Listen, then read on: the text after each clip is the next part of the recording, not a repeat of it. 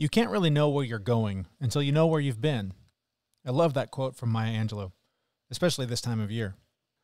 With the holidays wrapping up and a new year ahead, it's a good time to reflect on the past 12 months and all of the growth, change, loss, and challenges we've faced so we can better prepare for what's to come in the new year. And we all know by now to expect the unexpected.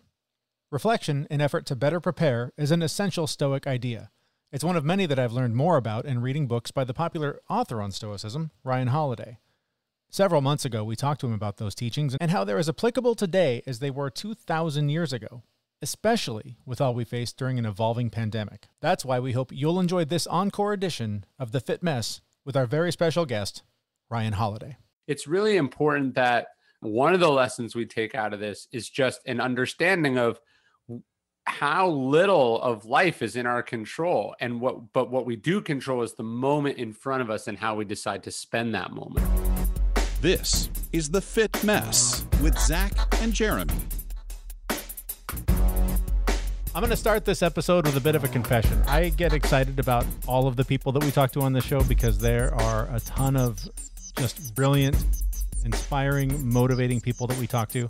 But I'm fanboying out a little bit about talking to Ryan Holiday. He has a brand new book. It's called Lives of the Stoics. And I've been reading Ryan's work for a long time. There are a number of books in the sort of self-help genre that I've read over the years, but his are the ones that even just the titles I carry with me in my head as I face whatever life throws at me, and his work has really meant a lot to me. So having him on our show this week means the world to me. Like if our show ended after this one, I talked to one of the people that has made the biggest impact on my life, and I consider it a success.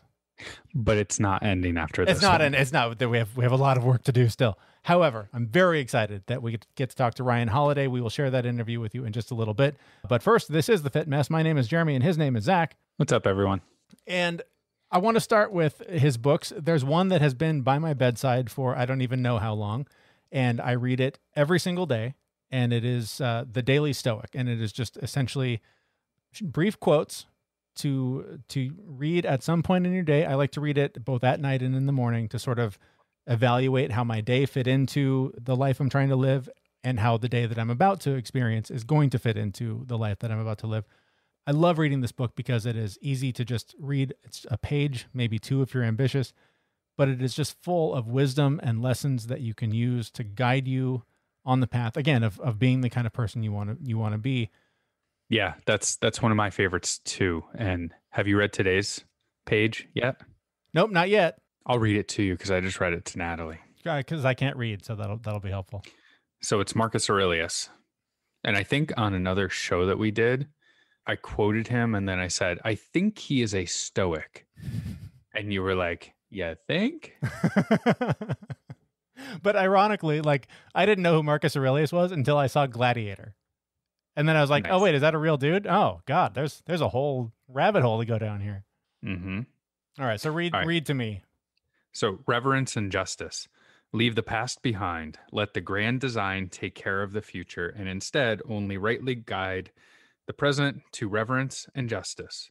Reverence so that you'll love what you've been allotted, for nature brought you both to each other. Justice so that you'll speak the truth freely and without evasion, and so that you'll act only as the law and value of things require.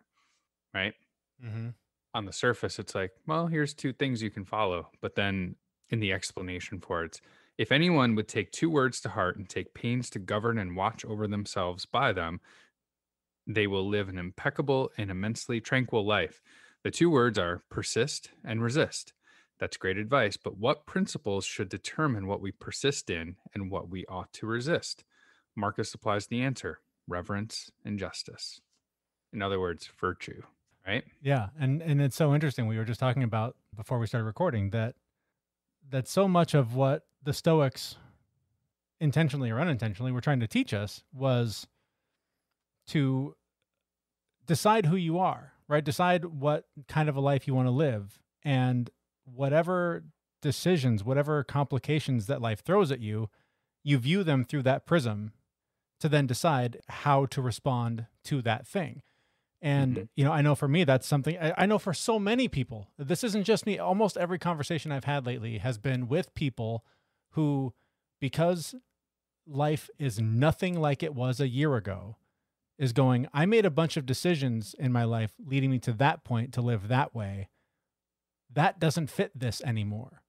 And so I don't know anyone who hasn't said, I'm thinking of moving. I'm thinking of changing my job. I'm thinking of putting my kid in a different school program. Like, everyone is reevaluating everything. And we're doing the same thing. We're looking at moving to a couple of different places. And it is the hardest struggle because almost every decision has a layer of good with bad. And trying to figure out what's the best thing to do here has to come from a central set of principles. And how is this decision going to fit into that? And if it doesn't, then the answer is no.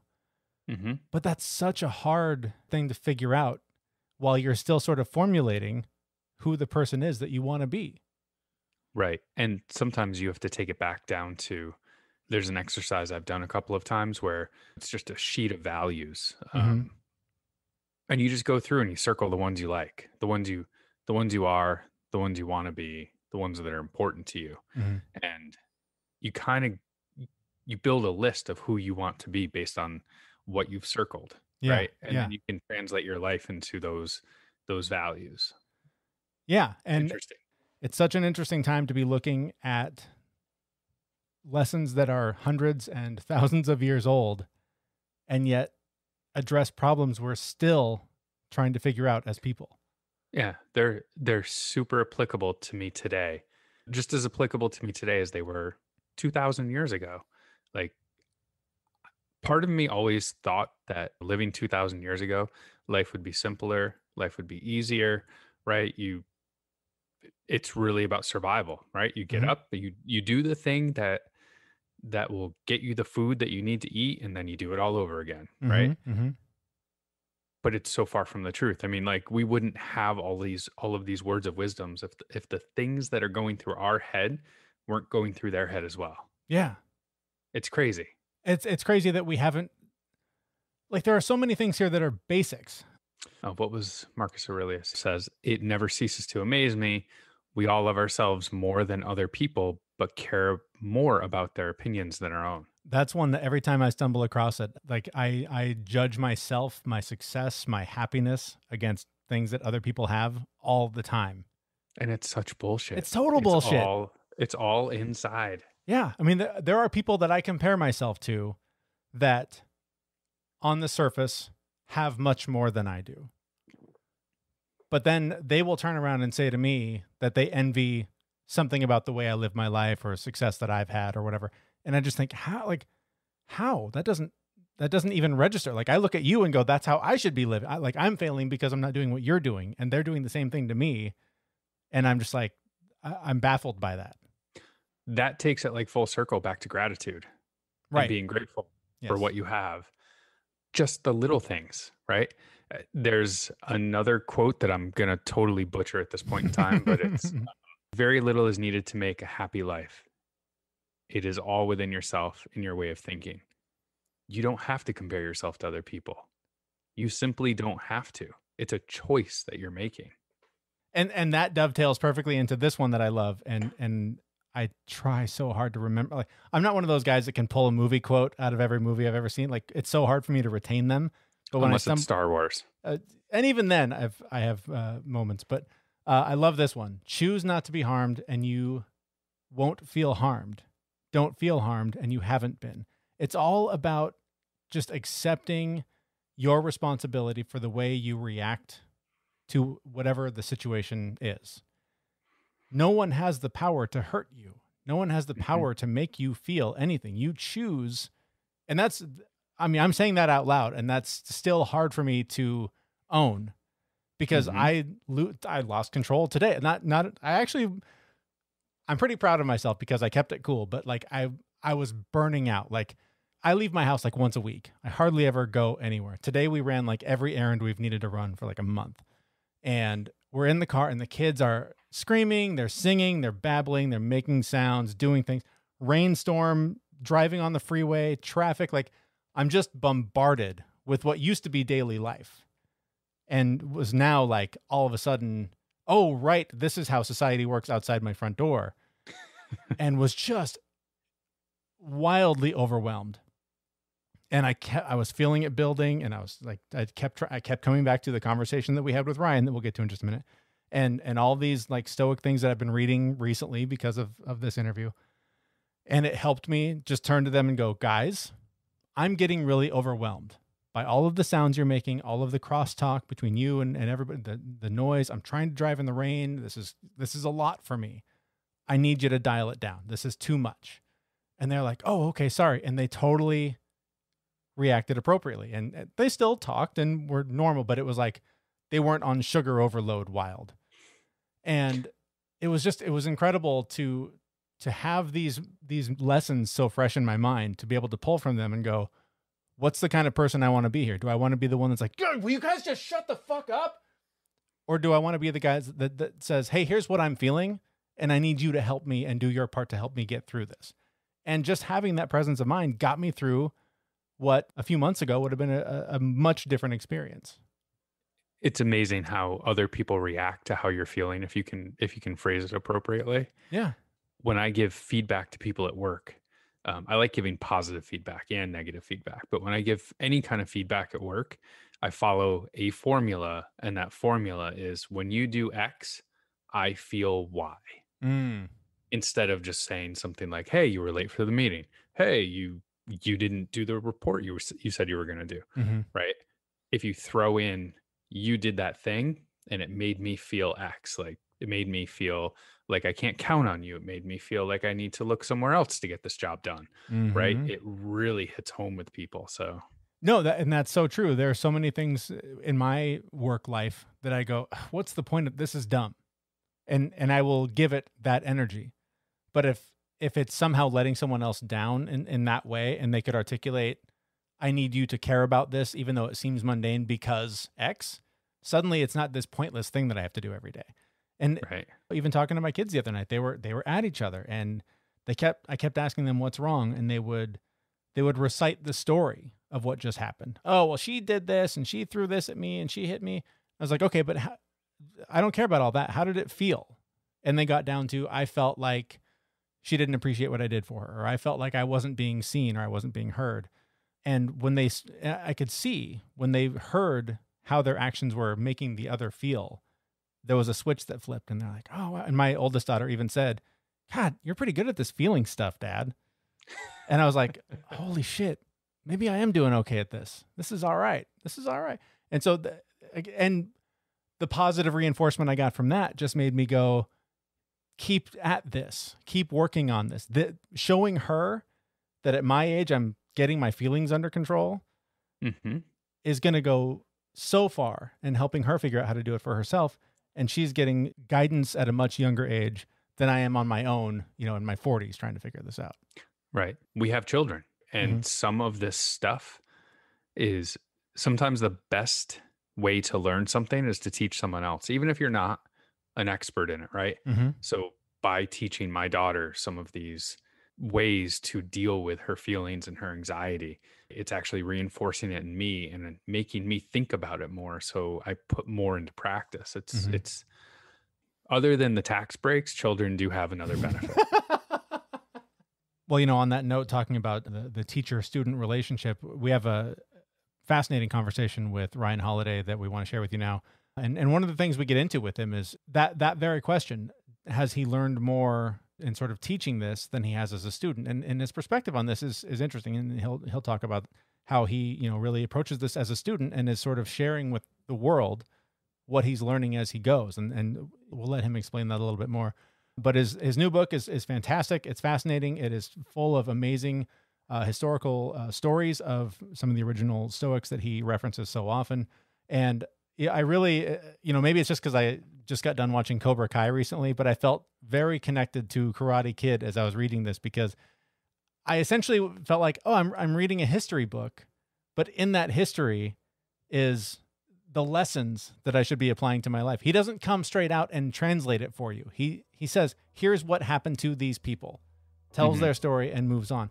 And so it was very much paint the fence, learn to block. It's a fascinating book. I hope you'll read it. But to start the interview, I asked him about that Karate Kid analogy. Is that basically what he was going for in writing this book, Lives of the Stoics?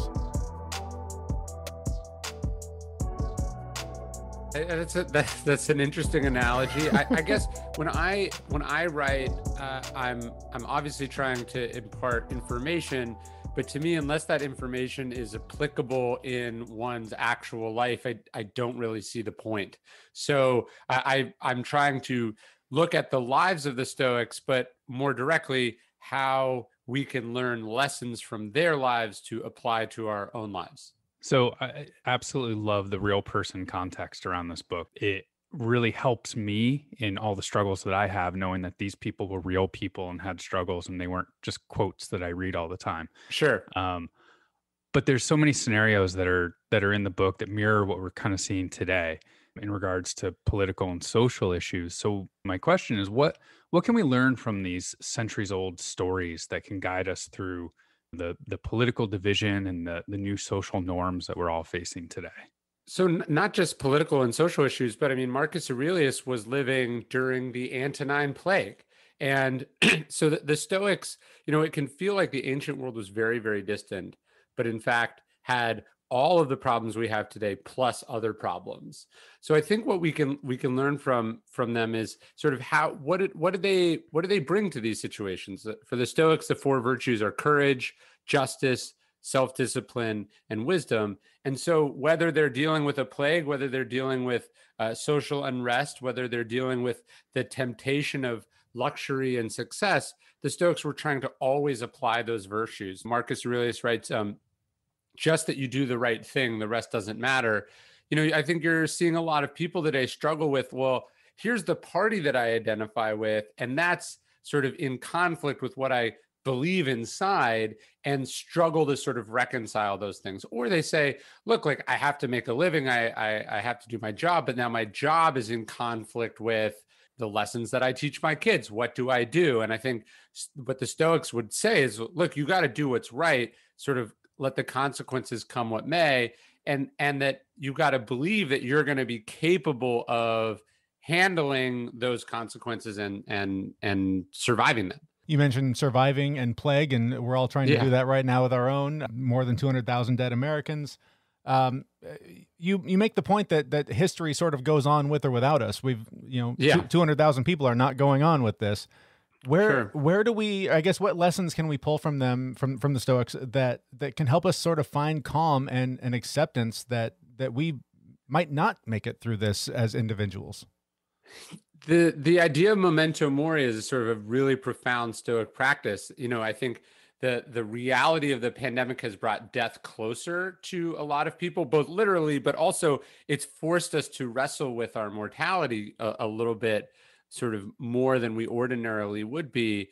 I think what the Stoics want you to realize is like, hey, sure, you could die in this pandemic, and that's why you got to be careful, and it's why you want to make sure you're on top of things, and you're not taking people for granted. But you could also get hit by a bus tomorrow, right? You could also find out you have cancer tomorrow. And what they didn't want was for you to only then begin to start to value your time, what I mean? Or value your people, or value the things that you have been lucky enough to have and experience. So it's really important that one of the lessons we take out of this is just an understanding of how little of life is in our control, and what we do control is the moment in front of us and how we decide to spend that moment. If I can pick up on that for just a minute, because one of the things that I keep hearing as I ask more about that is everyone says, turn to gratitude, be grateful for what you have. Yep. And I keep doing that, but then every time I do, I feel like one of the things I'm grateful for has now been stripped away. It just feels like it's all sort of the sand that is an excellent lesson in letting go. Is that sort of what we should take from this? Yeah, I mean, there's a humility in that, the sort of seeing that you don't really have a firm grasp on any of these things. Epictetus talks about reminding yourself that you don't even possess your possessions, that your loved ones you don't own, that all of these things we have a very tenuous grasp on, and they're sort of ours in trust or as a loan. And you have to enjoy them and appreciate them. It's not just about sitting around and being like thinking gratitude, but it's, are your actions in line with that gratitude? So I think a lot of people, for instance, went into this pandemic going, oh, I can afford to burn 2 weeks or 2 months and then life will go back to normal, as opposed to thinking, this is the new normal. I'm going to live as much as I can within that. And then when things change, I'm going to live as much as I can within that. So it's sort of an adaptability as opposed to, well, here's how I like them to be, and I'm just going to insist on them being that way all the time. Yeah, it took me a couple of months to realize that I needed to accept what was going on and just make the most of it. Once I did that, things got so much easier. You know, I understand that you live on a farm and you're not traveling as much. You're, you know, probably just as isolated as we are, but you know, how are you making this a live time for yourself? Well, one of the great things about being a writer is you sort of can do it anywhere. And in fact, the pandemic life is a little bit closer to how life should be all the time anyway. So in some ways, this has sort of kept me honest. But what I'm really trying to, like, what I've really been trying to see this as is sort of like the greatest lifestyle experiment in human history. You know, it's the greatest collective lifestyle experiment that we've ever conceived of. And everyone is being forced to do things differently and forced to sort of reimagine how they do the things that they have to keep doing. And so it's given me a chance to question different parts of my routine, question how I, you know, spend my days, question, you know, sort of what I value and not value. And then I don't know about you guys, but where in Texas has kind of been this like, oh, we're starting to open back up and then we're closing again, then we're opening back. There's been a lot of sort of false alarms. And what I've noticed is, although I've been really good when I have no choice, the second other people start asking for stuff, or you start to hear that people you know are changing their behaviors, it becomes harder to sort of insist on what you want and then also what you know to be safe or smart. So I'm noticing just a lot. I'm just noticing how much peer pressure and just the sort of having one eye on what other people are doing influences what we think is normal or right. And so I think one of the things I want to emerge from this with is a much stronger sense of like what I want, how I want things to be, and my ability to enforce those boundaries. You know, it's funny you mentioned that. I think that answers this question that I was hoping to ask you. And I follow a lot of people in this genre, this sort of self-help genre. And there are people on one end saying the World Health Organization and the CDC are nuts and they're out to scam you and profit, blah, blah, blah. And then there's other people, and I've heard you say, listen to them. They're scientists. They know what they're talking Right. about. And, you know, as someone who has surprised myself with the growth and things I've sort of discovered on this journey, I'm torn to both sides. I mean, the logical, rational person in me says, listen to the scientists. Duh, Right. that's obvious. But then when these people I respect are saying things that contradict that, I really wrestle with, what do I really know? And how do I reconcile the two? It's been a helpful part of this as well, in that you're sort of you're also getting a nice glimpse into the people you like, admire, follow, which ones of them are also just complete pieces of shit, you know? And so Okay, yeah. it's been interesting for me, like people that I'm friends with, people that I know, sort of behaving in totally self-absorbed ways, totally Yes. hypocritical ways, falling prey to nonsense or, you know, conspiracy theories, or just at best sort of magical thinking.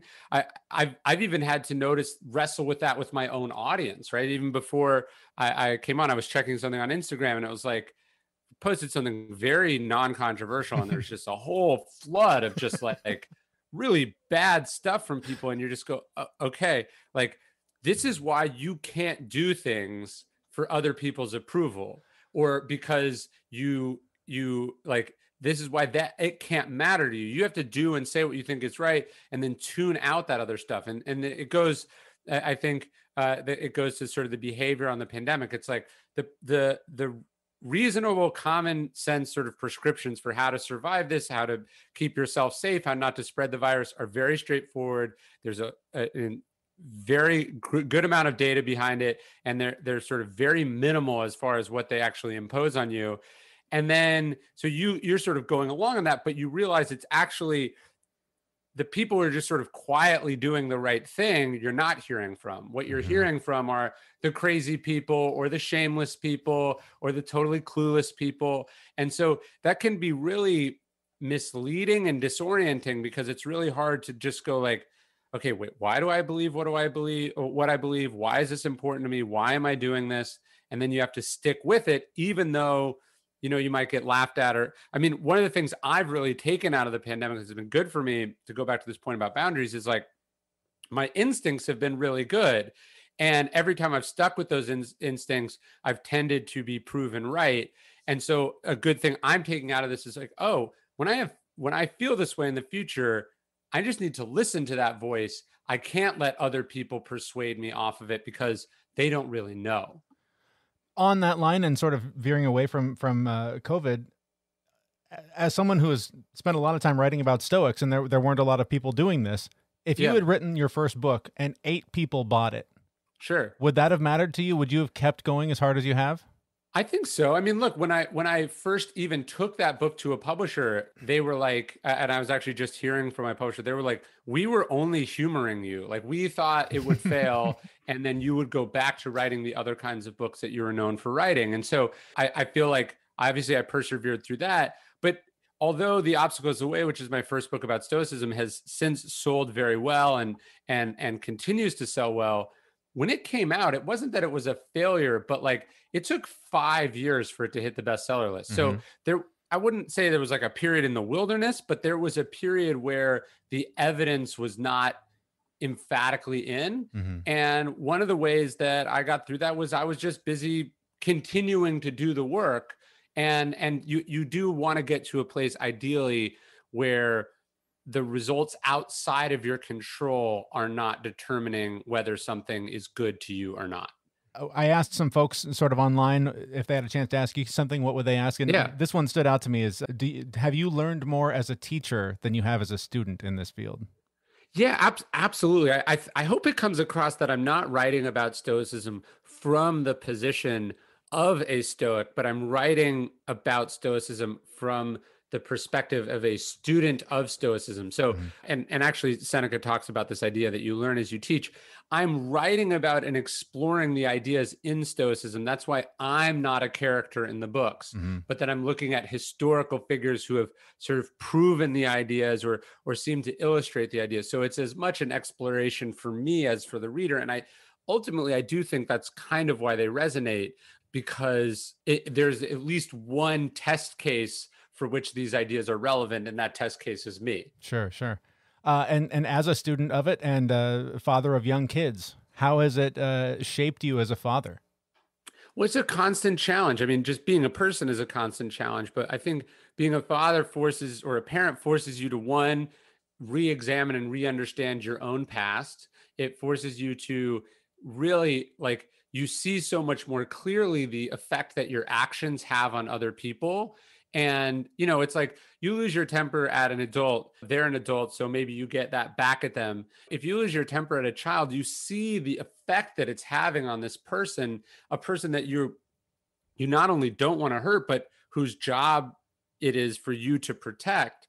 And it's just like this sort of perpetual look in the mirror that I think it either makes you better, or you have to completely tune it out. You know what I mean? So I think obviously some parents are so struggling with their own issues that they're really not doing a good job. And then I think other people are really transformed by the experience of going through it. And I'm trying to be transformed. That sounds familiar. That sounds familiar. Yeah, of course. Well, we're at the end of our time. Any sort of final takeaways? Anything you want people to know as they consider picking up the book? Yeah, I mean, there's this great line from Seneca. It says, "Only those who make time for philosophy are truly alive." I think this idea that you have to make room in your life for study, for thinking, for reflection, for self-improvement is really, really important. It's like, people go, but I'm too busy. And then you're like, okay, but how much cable news do you watch? How much time do you spend on social media? Like, really, really building an active practice in your life where you're working on getting better. That's what philosophy is. It's not what they do at Harvard. It's you sitting alone with a book and sort of having a conversation with someone who lived 2,000 years ago.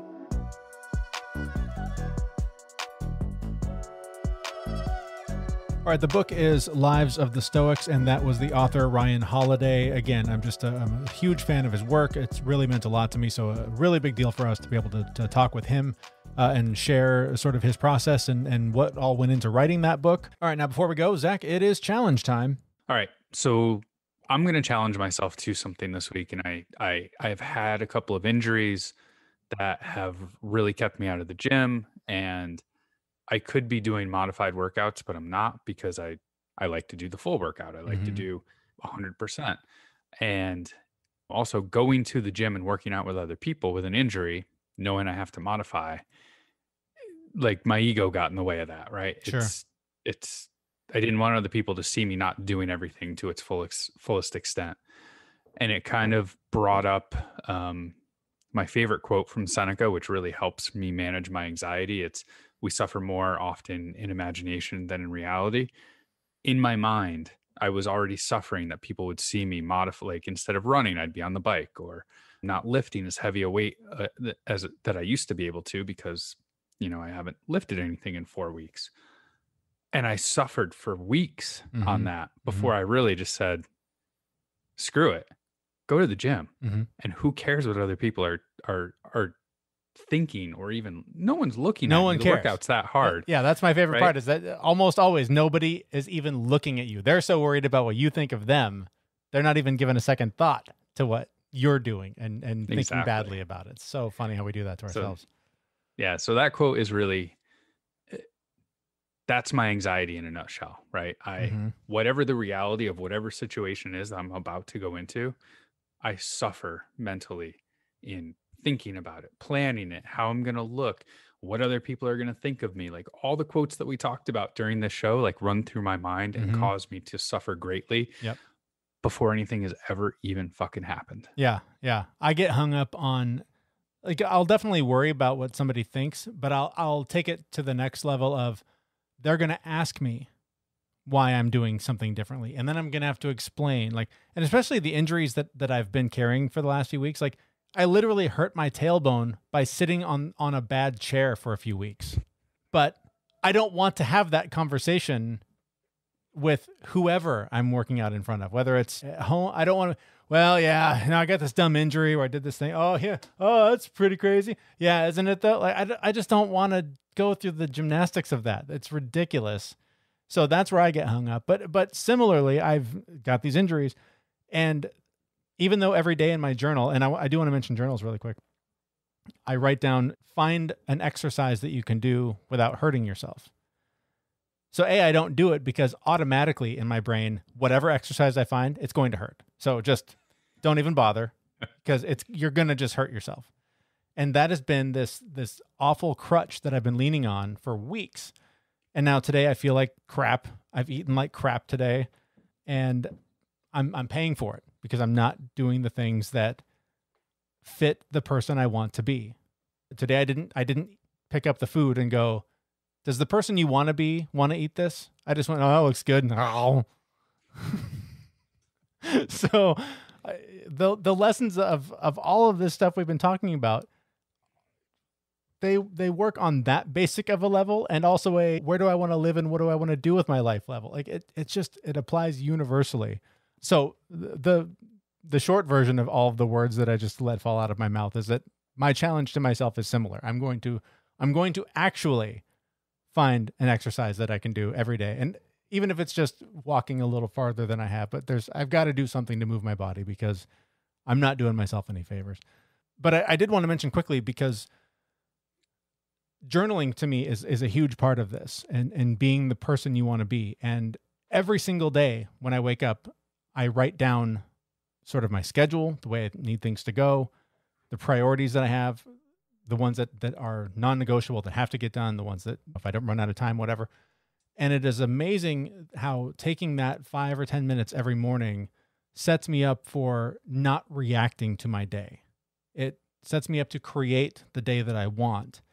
And yes, every day something in the schedule goes wrong. Every day something that was non-negotiable becomes negotiable because time gets in the way. But I would rather react that way than to just sort of wake up and go, well, what's coming today? and just all day be swatting flies, trying to react to whatever life throws at me. That's probably a whole other show, but just the pressure that we're constantly under to grow and be better and get a better job and make more money and buy the bigger house. You know, Ryan even mentioned it in the interview, like this pandemic lifestyle is a little bit more the way we're supposed to live, a little bit slowed down and sort of taking stock and going, you know, what I have is good enough. And I don't need to constantly be pursuing the next thing. It's an important lesson, I think, that we can all take from not only what Ryan writes about and from the Stoics, but from this experience. Yeah. It's changed my life in the last year. I mean, you can probably attest to it. I run fast, and I switch from one thing to the next, to the next, to the next. And it's been interesting because over the last, like the entire summer was all about taking care of my lawn. And that was so frustrating, yet really relaxing and just really nice. It was fulfilling. There's something about those tasks that is almost Buddhist, where it's like, this is the thing I need to take care of. You can focus on it for a brief amount of time and then sit back and look at the fruits of your labor. When you can throw yourself into something like that and you're not constantly pulled from thing to thing to thing, that's, again, I just think that's sort of more the way we're supposed to live. And we've gotten so caught up in this like consumer driven, constantly outdoing your neighbor or getting the next coolest gadget thing. I don't think that's healthy. I don't think that's what we're here for. And I think this is kind of the earth, the universe, your God, whatever you want to choose, but it's fate saying, hey, you guys should have turned left back there. And since you didn't, you've all been sent to your room to figure it out. And now we're still trying to figure it out. Just think of this quote from Marcus Aurelius. When you arise in the morning, think of what a privilege it is to be alive, to think, to enjoy, and to love. Period. Yeah, that's all you need. That's it.